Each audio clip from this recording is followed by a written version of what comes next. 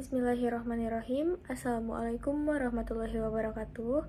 Sebelumnya mohon izin kepada Ibu Diah Sinta Kusumaning Tias, SEMMSI, selaku dosen mata kuliah Akuntansi Biaya. Perkenalkan, nama saya Sarlami Ninda Syaharani dari kelas MJ 506 PJJ Manajemen. Saya pada kesempatan kali ini akan mempresentasikan mengenai penentuan harga pokok produk bersama dan produk sampingan pada PT Agro Sejahtera Nusantara, yaitu sebuah perusahaan pengolahan kelapa sawit. Pertama yang akan saya bahas yaitu perbedaan antara produk bersama dan produk sampingan. Produk bersama merupakan produk yang dihasilkan secara bersamaan dari suatu proses produksi yang sama. Produk bersama ini memiliki nilai jual yang relatif signifikan dan tidak dapat dipisahkan sebelum mencapai titik pisah atau split of point.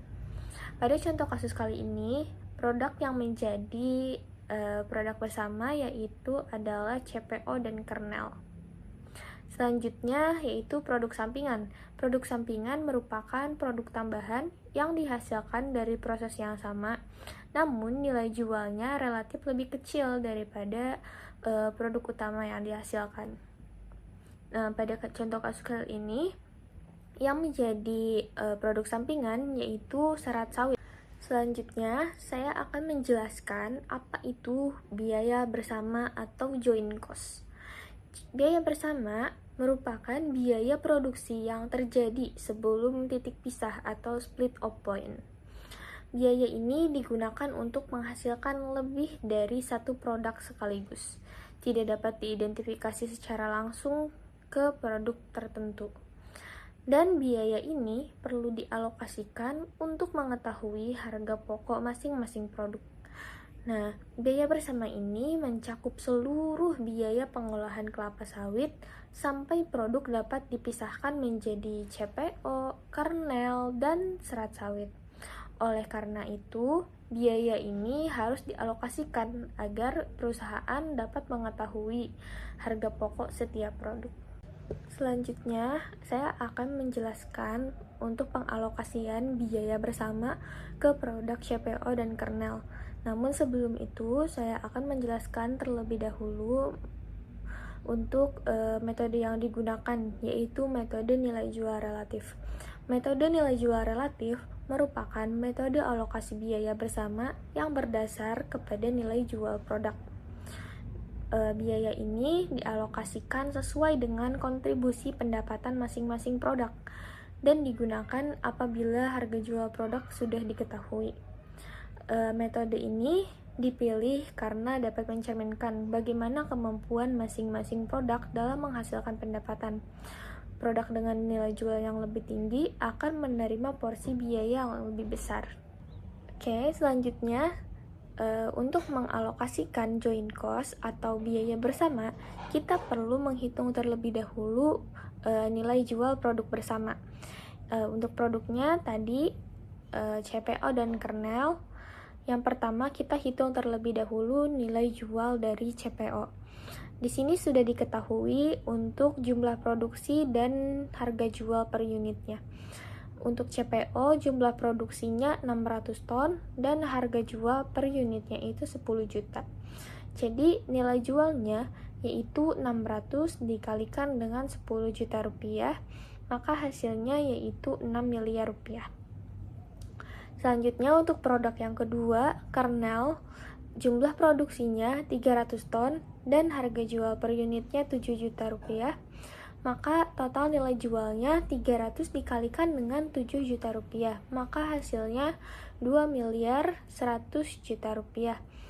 Nah, untuk total nilai jualnya ditambahkan dari yang tadi hasil CPO 6 miliar rupiah dan kernel 2 miliar 100 juta rupiah, maka hasilnya yaitu 8 miliar 100 juta rupiah. Selanjutnya, kita perlu menghitung persentase nilai jual dari produk bersama. Tadi kita sudah menghitung untuk nilai jual kedua produk yang jumlahnya yaitu 8 miliar 100 juta rupiah. Untuk menghitung persentase nilai jual, itu kita perlu membagi nilai jual satu produk dengan total nilai jual kedua produk. Untuk penerapannya bisa dilihat pada tabel. Untuk produk yang pertama, CPO, total nilai jual CPO yang kita ketahui yaitu 6 miliar rupiah. Nah, itu dibagikan dengan total nilai jual kedua produk 8 miliar 100 juta rupiah, maka hasil persentasenya yaitu 74,07%. Nah, untuk produk yang kedua, kernel, total nilai jual kernel yang kita ketahui yaitu 2 miliar 100 juta rupiah. Dibagikan dengan total nilai jual kedua produk. Sama seperti yang tadi, 8 miliar 100 juta rupiah. Hasil untuk persentase nilai jual kernel yaitu 25,93%.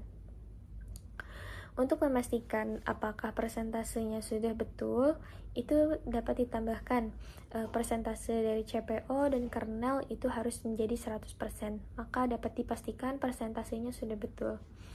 Oke, nah persentase nilai jual ini dapat menunjukkan proporsi kontribusi pendapatan masing-masing produk terhadap total pendapatan produk bersama. Persentase inilah yang dapat digunakan untuk membagi Selanjutnya, setelah tadi kita menghitung persentase nilai jual produk bersama, kita dapat menghitung alokasi biaya bersama.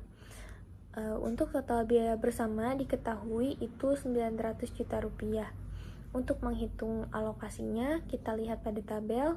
Untuk produk yang pertama yaitu CPO, tadi persentase yang kita dapat adalah 74,07%. Persentase ini lalu dikalikan dengan total biaya bersama sebesar 900 juta rupiah, maka biaya yang dialokasikan untuk produk CPO yaitu 666.666.667 rupiah. Dan untuk produk kernel, persentase yang tadi kita dapat yaitu 25,93% dikalikan dengan total biaya bersama 900 juta rupiah, maka biaya yang dialokasikan untuk produk kernel yaitu 233.333.333 rupiah. Nah, dari hasil perhitungan ini dapat terlihat bahwa CPO memperoleh alokasi biaya yang lebih besar karena CPO memiliki nilai jual yang lebih tinggi dibandingkan dengan kernel. Selanjutnya, setelah tadi kita bahas untuk yang produk bersama, sekarang kita bahas bagaimana perlakuan perusahaan terhadap produk sampingan. Nah, produk sampingan pada contoh kasus kali ini tadi yaitu serat sawit. Kita hitung terlebih dahulu untuk nilai jualnya, dapat dilihat pada tabel. Jumlah produksinya yaitu 200 ton, kita kalikan dengan harga per unitnya 1.500.000 rupiah, maka nilai jualnya yaitu 300 juta rupiah. Nah, produk sampingan ini tidak perlu dialokasikan biaya bersama.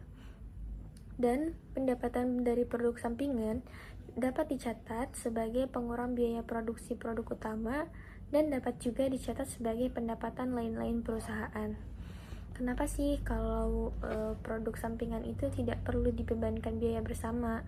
Karena nilai jual produk sampingan ini relatif kecil, maka perusahaan tidak perlu membebankan biaya bersama secara khusus untuk produk ini.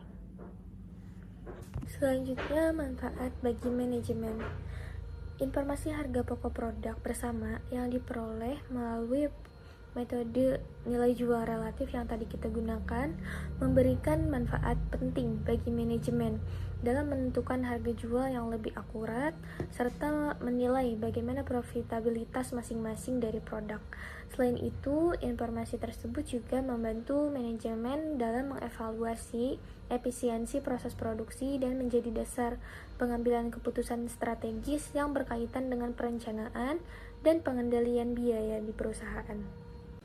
Kesimpulannya, berdasarkan pembahasan yang telah dilakukan, dapat disimpulkan bahwa biaya bersama dalam proses produksi yang menghasilkan lebih dari satu produk perlu dialokasikan secara tepat, agar harga pokok masing-masing produk dapat ditentukan secara akurat. Metode nilai jual relatif sesuai diterapkan pada PT Agro Sejahtera Nusantara karena didasarkan pada kontribusi pendapatan setiap produknya. Selain itu juga produk sampingan tidak usah dibebani biaya bersama secara khusus, dan hasil penjualannya juga dapat digunakan sebagai pengurang biaya produk utama. Informasi harga pokok produk bersama ini penting bagi manajemen dalam penetapan harga jual dan evaluasi profitabilitas produk. Sekian presentasi yang dapat saya sampaikan. Kurang lebihnya mohon maaf. Terima kasih. Wassalamualaikum warahmatullahi wabarakatuh.